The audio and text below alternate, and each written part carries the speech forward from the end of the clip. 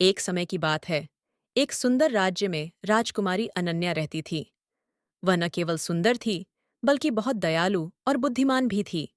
उसके पिता, राजा विक्रम, एक न्यायप्रिय और प्रिय शासक थे, और उसकी माँ, रानी माधवी, एक दयालु और समझदार महिला थीं। राजकुमारी अनन्या को प्रकृति से बहुत प्यार था, और वह अक्सर राजमहल के बगीचों में घूमती रहती थी, जहाँ वह फूलों और पक्षियों के साथ समय बिताती थी।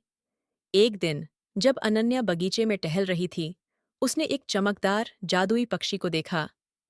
पक्षी का रंग सोने जैसा था, और उसकी आंखों में एक अजीब सी चमक थी।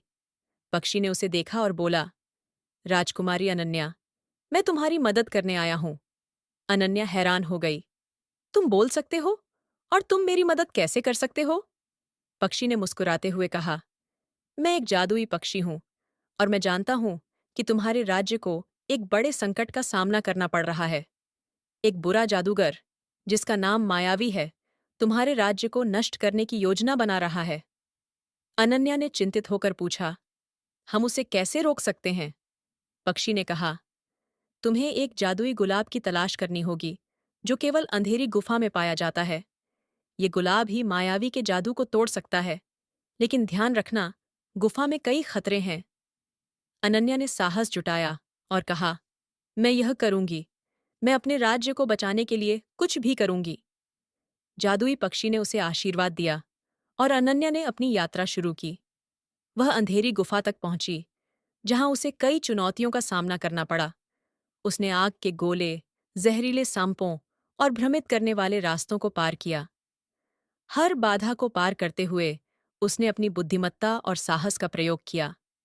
अंत में वह गुफा के अंदर पहुंची, जहां जादुई गुलाब खिल रहा था।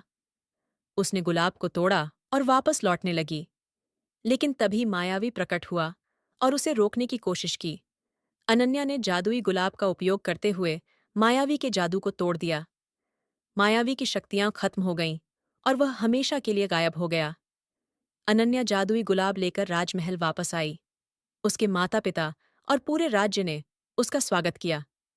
जादुई पक्षी ने उसे धन्यवाद दिया और कहा, तुमने साहस और बुद्धिमत्ता से अपने राज्य को बचाया है। तुम एक सच्ची राजकुमारी हो।